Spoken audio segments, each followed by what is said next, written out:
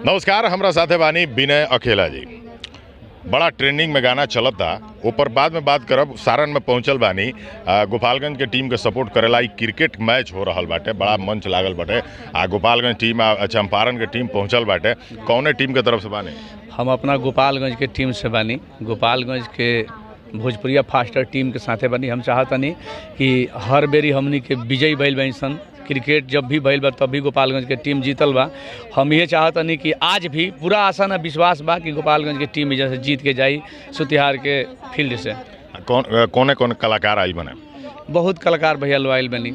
नागेंद्र उजाला जी टीम के कप्तान बानी, आशीष राज जी बानी, अमित बाबा बानी, हमार गुरु जी पिंकू बाबा बानी, प्रभु प्रजापति जी, ऋतिक राज अभियंता जी, मुन्ना जी बानी, मुन्ना यादव जी बानी, बबलू जी बानी, अनगिनत भाई लोग आइल बावे।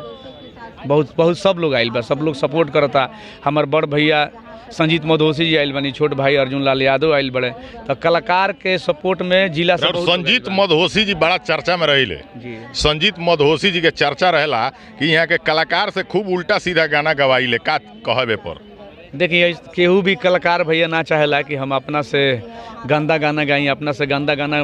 संजीत मधोसी जी के काहे ना कुछ समझाइले ना एक बाद से 2025 में कोनो मधोसी जी के गाना सुननी है गंदा? अच्छा, 24 में आई रहनू, 24 में आई रहते कि 24 बीत गई भैया।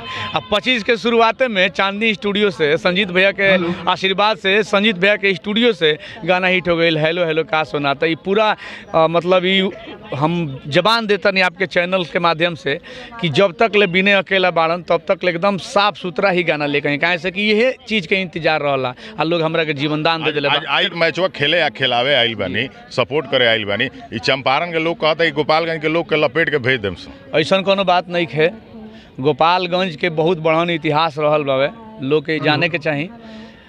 गोपालगंज के टीम आज तक ले शायदे हमारा नज़र में कबो हमनी के टीम हारल बावे। जहाँ भी कलाकार के मैच भइल बा तहाँ से हमनी के जीतल बा इंसान। तब पूरा उम्मीद बा कि कलाकार मंडली के हमनी के टीम भोजपुरिया फास्टर टीम इस सुतिहार के फील्ड से एगो नया इतिहास बना के जाई। अच्छा, और गाना जो ट्रेंड करता हेलो हेलो का सोना, ओमें भोजपुरी में बहुत एक्ट्रेस रहले, बहुत लोग काम करत आटे। काजले राज का है? काजल जी के नेचर इतना बढ़िया रहा। हम जब गाना सुनो नहीं पहले हम चाहती तो और लोग के साथ शूट कर लेती, लेकिन काजल जी के जौन बात व्यवहार मतलब इतना नीक लागल कि हमनी के शूटिंग कैनी सन और पहिल के दिन ही 10,000 रील बन गई। तो 10,000 पहिल के दिन रील बन गई और ऑल ओवर करीब 7 लाख 8 लाख रील बन गई बा। ए बड़ा पॉपुलर में नंबर 1 पे बा हमार गाना पूरा वर्ल्ड में इंस्टाग्राम पर। 100 मिलियन होके हमनी के शुभकामना बाटे। खूब आगे बढ़ी, ऐसा ही बढ़िया बढ़िया गाना ले आवत रही। लेकिन कभी गलत गाना गायब तो हमार विरोध रहुआ झेले के पड़ी। जरूर भैया, हम वादा करतनी कि हमारा मुँह से आप कबो भी कोनो उरेब गाना खराब गाना ना आए, एकदम ये वादा बा भाई के। चलिए, बहुत बहुत शुभकामना। आप वीडियो शेयर करब जा।